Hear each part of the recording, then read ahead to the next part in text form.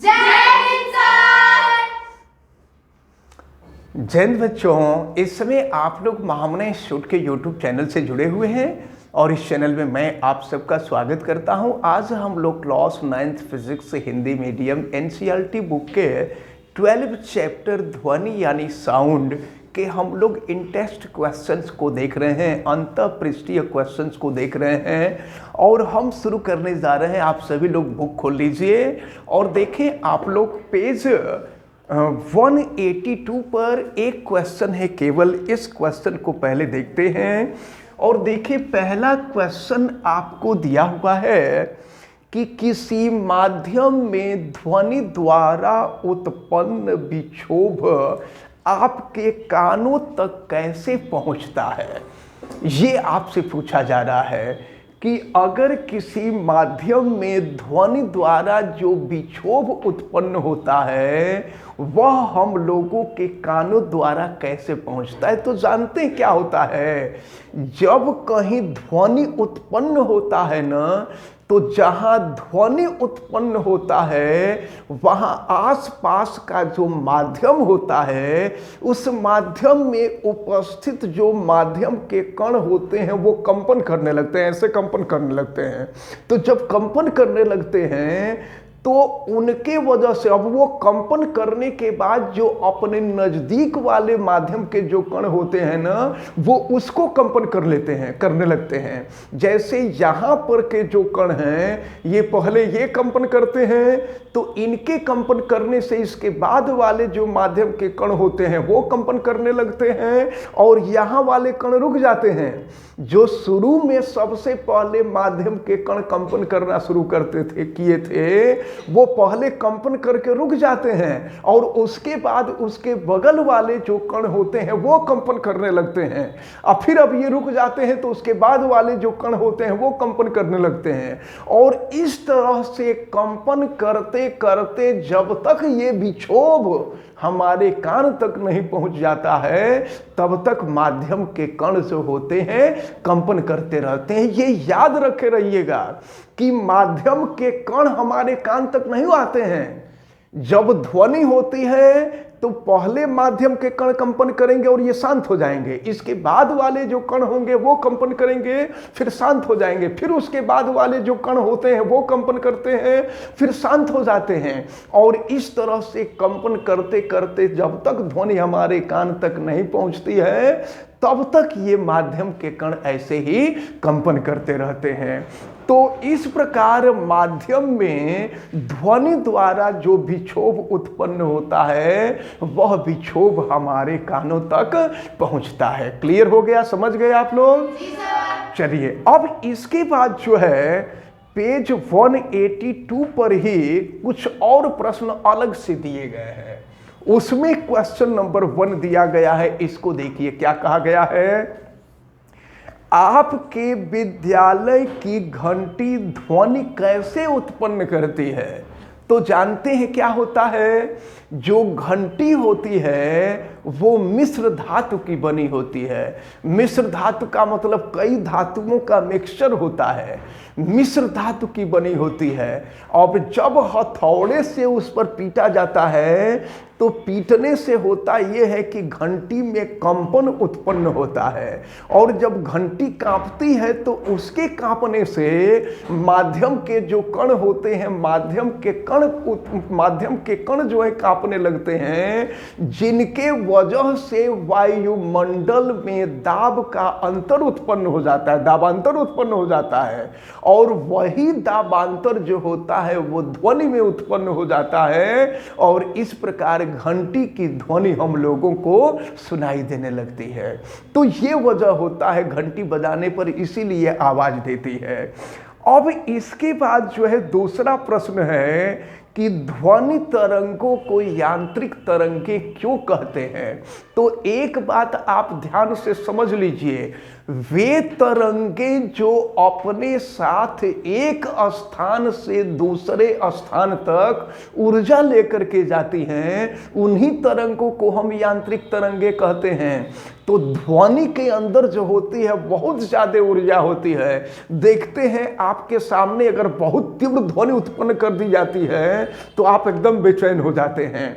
तो आपके बेचैन होने का कारण क्या होता है? ये ध्वनि तरंगों के अंदर बहुत अधिक ऊर्जा होती है, और जब यह बहुत ऊर्जा आपके पास पहुंचती है तो अगर आपके शरीर के अंदर उस ऊर्जा को सहने की क्षमता है तो आप उस ऊर्जा को सह लेते हैं। लेकिन अगर उस ऊर्जा को सहने की क्षमता नहीं है तो फिर वहां से घबरा करके हट जाते हैं। दूसरी चीज ये भी है कि ध्वनि को चलने के लिए माध्यम की आवश्यकता होती है। अगर आप किसी बंद कमरे में आप बोल रहे हो, या ऐसा माध्यम जहां निर्वात है, वहां कितना भी तेज चिल्लाएंगे आपकी आवाज किसी को सुनाई नहीं देगी। तो इस प्रकार जो है ध्वनि को एक स्थान से दूसरे स्थान तक चलने के लिए माध्यम की आवश्यकता होती है, और ध्वनि तरंगे एक स्थान से दूसरे स्थान तक ऊर्जा लेकर के जाती हैं। यही वजह है कि ध्वनि तरंगों को हम यांत्रिक तरंगे कहते हैं। अब इसके बाद हम देखें, अब इसी में जो क्वेश्चन नंबर 3 पूछा जा रहा है, क्वेश्चन नंबर 3 में क्या पूछा जा रहा है? मान लीजिए आप अपने मित्र के साथ चंद्रमा पर गए हुए हैं, मान लीजिए, भले न गए हो, क्या आप अपने मित्र द्वारा उत्पन्न ध्वनि को सुन पाएंगे? तो आपको मालूम है कि चंद्रमा पर वायुमंडल नहीं है। जब वायुमंडल नहीं है इसका मतलब निर्वात है, और निर्वात में ध्वनि चलती ही नहीं है।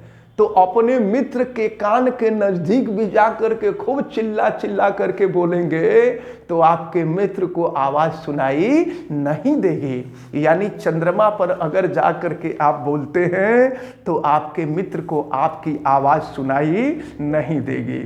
अब इसके बाद जो है हम देखते हैं, आते हैं पेज 186 पर। तो देखें पेज 186 पर जो क्वेश्चन है उसमें क्या है? तो तरंग का कौन सा गुण निम्नलिखित को निर्धारित करता है? प्रबलता, तारतम्य। तो इन सब की डिफिनीशन हम आपको बहुत विधिवत बता चुके हैं पिछले वीडियो में। तो आगे बढ़ते हैं, फिर क्वेश्चन नंबर 2 पे आते हैं। क्वेश्चन नंबर 2 में अनुमान लगाइए कि निम्न में से किस ध्वनि का तारतम्य अधिक होगा है। तो तारतम्य का मतलब होता है किसी भी ध्वनि को हमारा दिमाग जो है कितने समय तक अनुभव करता है, उसको कैसे समझता है। तो कहा जा रहा है तारतम्य किसका अधिक है? तो गिटार है, और फिर कार का हार्न है। तो गिटार का तारतम्य कम होता है। गिटार की आवाज़ जब सुनेंगे तो आप घबराएंगे नहीं, लेकिन कार का जो हार्न है इसका तारतम्य अधिक होता है। कार के हार्न का तारतम्य अधिक होने की ही वजह से अगर आप जा रहे हैं और पीछे कार का हार्न आ जाए तो तुरंत आप वहां से घबरा करके हट जाते हैं। तो इस प्रकार हम कहेंगे कि कार के हार्न का जो तारतम्य होता है वो अधिक होता है। अब जो है हम इसी पेज पर, पेज 186 पर ही अलग से कुछ क्वेश्चन दिए गए हैं, इनको हम देखें। जिसमें पहला क्वेश्चन आपको दिया गया है कि किसी ध्वनि तरंग का तरंगदैर्ध्य, आवृत्ति, आवर्तकाल तथा आयाम से क्या अभिप्राय है। इन सब की डिफिनीशन हम आपको विधिवत बता चुके हैं। अब फिर आगे देखिए क्या कहा जा रहा है। दूसरा, किसी ध्वनि तरंग का तरंगदैर्ध्य, तो तरंगदैर्ध्य को लैम्डा से प्रदर्शित किया जाता है। किसी ध्वनि तरंग का तरंगदैर्ध्य तथा आवृत्ति, आवृत्ति को न्यू से प्रदर्शित करते हैं। और फिर उसके वेग से किस प्रकार संबंधित है, वेग को भी से प्रदर्शित करते हैं। यानी कुल मिला करके आपसे पूछा जा रहा है कि भी, न्यू और लैम्डा में क्या संबंध होता है। तो हमने एक संबंध बताया था, v is equal to n into lambda. जहां भी ध्वनि की चाल है, यन आवृत्ति है और लैम्डा तरंग दैर्ध्य है। लेकिन जानते हैं क्या है, यहां पर आवृत्ति को न्यू से प्रदर्शित किया गया। न्यू ग्रीक भाषा का शब्द है, तो इसको जो है न्यू को ही आवृत्ति यहां कहा गया है। तो यन के जगह पे हम न्यू कर देंगे और लैम्डा कर देंगे। तो ये जो है भी न्यू और लैम्डा के बीच ये रिलेशन हो जाएगा, संबंध हो जाएगा। अब इसके बाद हम आते हैं क्वेश्चन नंबर 3 पर। देखिए क्वेश्चन नंबर 3 जो है ये न्यूमेरिकल है, आप सभी लोग समझते जाएंगे और इसको करते भी जाएंगे हमारे साथ। हम आपको पेज 86 पर ही क्वेश्चन नंबर 3 में आपको बताने जा रहा हूं। देखिए क्या दिया है, किसी दिए हुए माध्यम में एक ध्वनि तरंग की आवृत्ति दी गई है।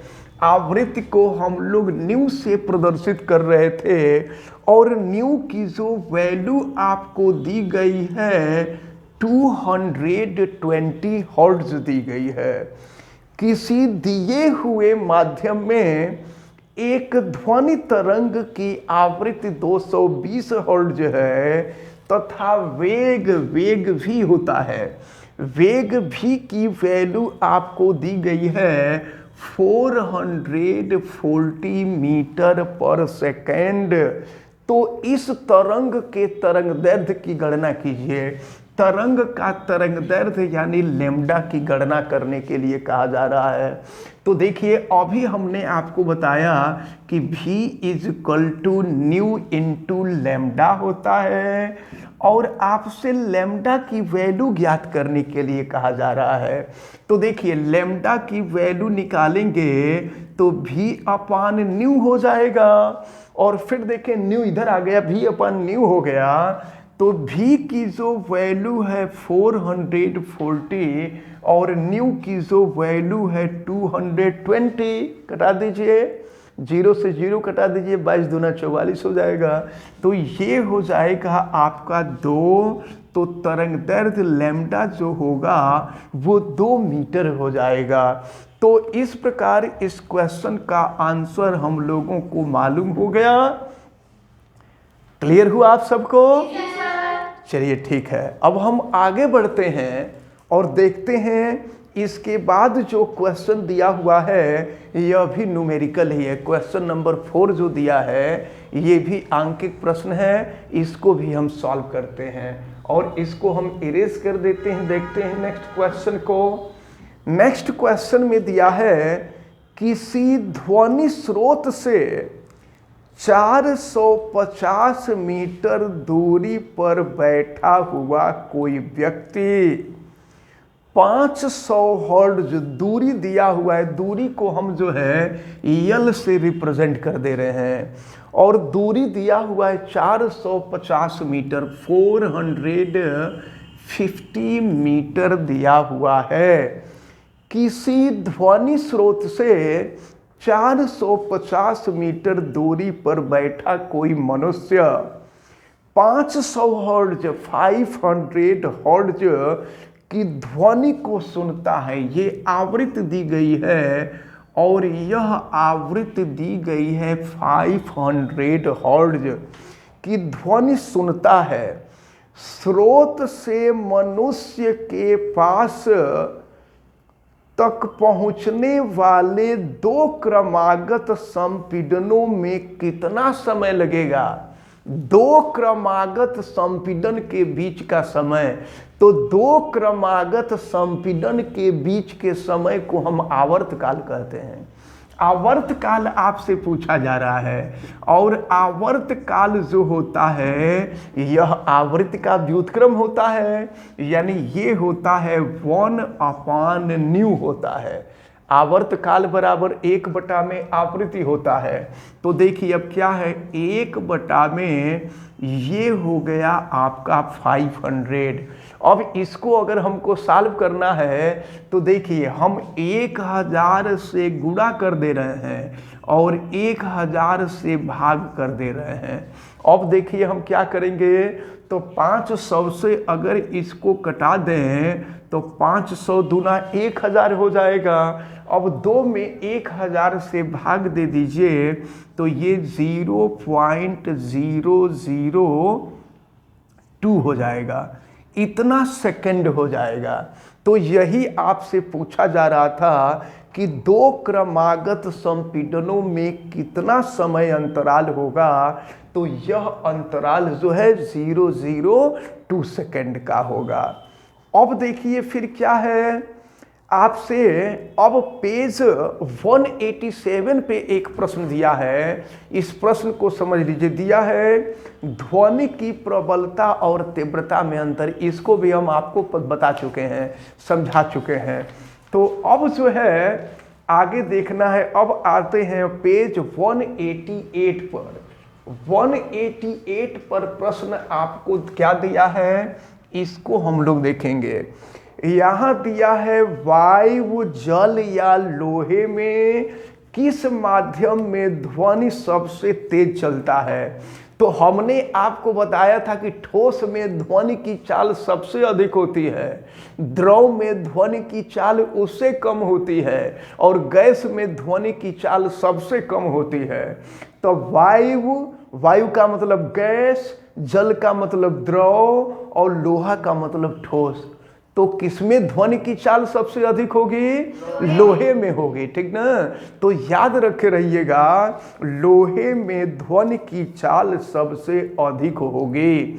तो ये पेज 188 का क्वेश्चन हुआ। अब इसके बाद पेज 189 पर भी एक प्रश्न दिया हुआ है, इसको हम देखते हैं। देखें यहां दिया हुआ है, ये भी न्यूमेरिकल है। कोई प्रतिध्वनि 3 सेकंड के पश्चात सुनाई देती है। तो प्रतिध्वनि कैसे सुनाई देगी, देखिए यहाँ से आवाज निकली है और यहाँ जा कर के टकराई है। तो जब ध्वनि जाती है और फिर टकरा करके वापस आती है, तो कुल मिला करके ये जो समय आपको दिया हुआ है यह 3 सेकंड दिया हुआ है। प्रश्न में आपसे यही कहा जा रहा है, कोई प्रतिध्वनि 3 सेकंड के पश्चात सुनाई देती है। इसका मतलब जब आवाज जब बोली जाती है तो ध्वनि को जाने में और टकरा करके वापस आने में कुल मिलाकर के जो टाइम है वो दिया हुआ है आपका 3 सेकंड। यदि ध्वनि की चाल भी की वैल्यू आपको दी गई है 342 मीटर पर सेकेंड और टाइम जो दिया हुआ है टी की वैल्यू आपको दी गई है 3 सेकेंड, तो कहा जा रहा है स्रोत तथा परावर्तक सतह। देखिए स्रोत माने जहां से ध्वनि निकल रही है, ये आप परावर्तक सतह जहां से ध्वनि टकरा करके वापस लौट रही है, इसके बीच की दूरी कितनी होगी। तो इसके बीच की जो दूरी है वो स्मॉल डी होती है। क्योंकि देखिए हम आपको फार्मूले में बताए थे कि ध्वनि जाती भी है और आती भी है। तो ध्वनि डी दूरी जाएगी या फिर डी दूरी वापस लौटेगी, तो टोटल दूरी कितनी हो जाएगी, टोटल दूरी 2D हो जाएगी। और दूरी बराबर होता है चाल गुणे समय, चाल यानी v इंटू टी। तो आपसे क्या पूछा जा रहा है, डी पूछा जा रहा है कि ये जो ध्वनि स्रोत है यहाँ से और जहाँ ध्वनि परावर्तित होकर लौट रही है, इनके बीच की दूरी कितनी होगी। तो ये VT/2 हो जाएगा। तो चलिए V की वैल्यू क्या है 342, T की वैल्यू है 3 और ये हो जाएगा 2। 2 से भाग दे दीजिए, तो 2 से इसको कटाएंगे तो क्या हो जाएगा, ये हो जाएगा 171। 2 से कटा देंगे तो 171 गुणे 3 हो जाएगा, यानी ये हो जाएगा आपका 171 इंटू 3। चलिए गुणा कर दीजिए, तो ये हो जाएगा 3 का में 3, 3 7 21, 1 2 हो जाएगा, और फिर 3 का में 3 2 5 हो जाएगा। ये हो गया आपका 513 मीटर। इसका मतलब ये हुआ कि ध्वनि जहां से परावर्तित होकर के लौट रही है, ध्वनि स्रोत से, यानी जहां से ध्वनि उत्पन्न हो रही है और जो परावर्तक स्रोत है, इनके बीच की जो दूरी है वो 513 मीटर के बराबर है। अब इसके बाद जो है हम आते हैं पेज 189 पर। इसको सॉल्व कर लिए सब लोग? चलिए अब हम आगे बढ़ते हैं और आते हैं पेज 190 पर। देखिए पेज 190 में क्या दिया गया है। पेज 190 पर एक क्वेश्चन दिया है, कंसल्ट हॉल। कंसल्ट हॉल का मतलब वह हॉल जहां मीटिंग होती है, या वह हॉल जहां ढेर सारे लोग आप इकट्ठा होकर के कोई कार्यक्रम कर रहे होते हैं, उसको हम कंसल्ट हॉल कहते हैं। तो कंसर्ट हॉल की छतें वक्राकार क्यों होती है? वक्राकार माने ऐसे तिरछी होती है, क्यों? हमने आपको बताया था अनुरणन, रिवर्बरेशन कि अनुरणन होता है। अनुरणन में क्या होता है कि अगर छत वक्राकार नहीं होती और अगर कोई व्यक्ति कुछ बोलता तो उसकी आवाज जा करके छत से टकराती, छत से टकराने के बाद फिर इधर आती, फिर इधर आती, तो एक ही व्यक्ति को एक आवाज जो है बार बार सुनाई देती। लेकिन जब छत वक्राकार होती है तो वक्राकार छत से ध्वनि टकराती है और ध्वनि टकराने के बाद पूरे हाल में एक समान रूप से फैल जाती है, जिससे क्या होता है कि वह ध्वनि प्रत्येक व्यक्ति को एक समान रूप से सुनाई देती है। यही कारण है कि कंसर्ट हॉल की छतें जो होती हैं वो हमेशा वक्राकार रखी जाती है। फिर आपसे पूछा जा रहा, अब जो है पेज 191 पे कुछ क्वेश्चन है। देखिए पेज 191 पर क्वेश्चन क्या दिया गया है। सामान्य मनुष्य के कानों के लिए श्रव्यता परास क्या होता है? तो हम आपको बताए थे कि मनुष्य को 20 हर्ट्ज से लेकर के 20 किलो हर्ट्ज आवृत्ति की ध्वनि सुनाई देती है। इसी को हम श्रव्य तरंगे कहते हैं। तो याद रखे रहिएगा हमेशा कि सामान्य मनुष्य के कानों के लिए श्रव्यता का जो परास होता है वह 20 हर्ट्ज से 20 किलो हर्ट्ज के बीच होता है। इसको याद रखे रहिएगा। फिर दूसरे में कहा जा रहा है कि निम्न में संबंधित आवृत्तियों की परास क्या है? अवश्रव्य ध्वनि। तो हमने आपको बताया था कि वह ध्वनि जिसकी आवृत्ति 20 हर्ट्ज से कम होती है उसको हम अवश्रव्य ध्वनि कहते हैं या अपश्रव्य भी कहते हैं। अपराध्वनि या इनको पराश्रव्य भी कहते हैं। तो पराश्रव्य तरंगे किसे कहते हैं? वह ध्वनि जिसकी आवृत्ति 20 किलो हर्ट्ज से अधिक होगी, इसको हम कहा करते हैं पराध्वनि, या हम इसको कह सकते हैं जे पराश्रव्य तरंगे भी कह सकते हैं। तो इनको हम लोगों को अच्छी तरह से दिमाग में रखना चाहिए। अब इसके बाद हम आ जाते हैं पेज 193 पर। देखें पेज 193 पर क्वेश्चन दिया है और ये न्यूमेरिकल दिया हुआ है। क्या है न्यूमेरिकल? इसको देखते हैं।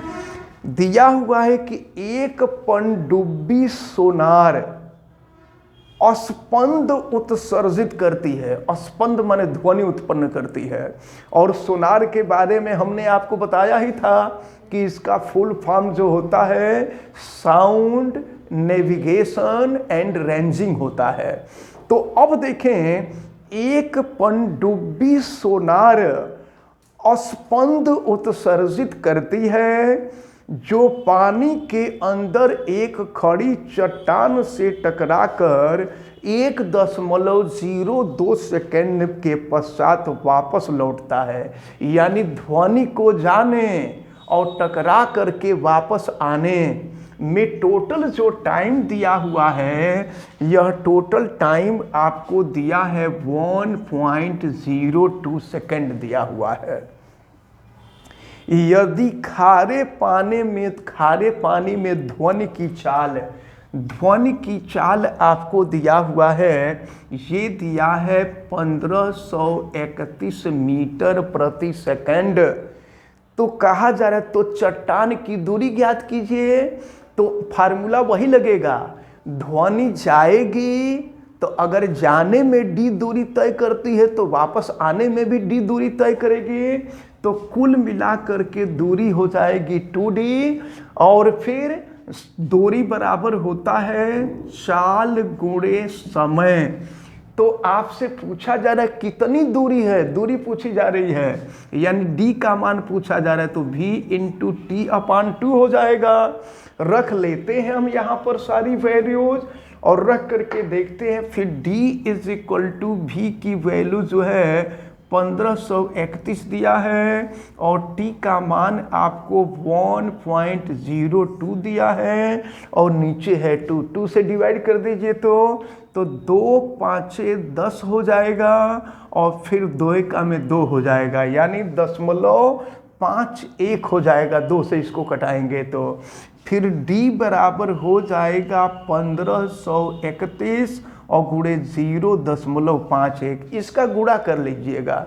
गुणा करने के बाद जो आएगा वो मीटर में होगा। इसका मतलब ये हुआ कि पानी के अंदर जो चट्टान होगी वो इतनी ही दूरी पर होगी। इसको आप लोग कर लीजिएगा। और इस प्रकार देखें, यहाँ पर जितने अंतःपृष्ठ के प्रश्न थे सभी अंतःपृष्ठीय प्रश्नों को हम आपको बता दिए। आप सबको सभी क्वेश्चन समझ में आ गए? और हमें उम्मीद है कि जो लोग वीडियो देख रहे हैं इनको भी सारी बातें अच्छी तरह से समझ में आ रही होंगी। आप वीडियो को लाइक ज़रूर कीजिएगा और अगर आप चैनल पे नए हैं तो चैनल को सब्सक्राइब भी कर लीजिए, बेल आइकन को भी प्रेस करें। और अगर किसी प्रकार की कोई दिक्कत समझ में आती है तो आप हमें कमेंट करके बताइए और वीडियो को मैक्सिमम स्टूडेंट तक शेयर ज़रूर करें। आप सभी लोगों का बहुत बहुत धन्यवाद। Thank you sir. Most welcome.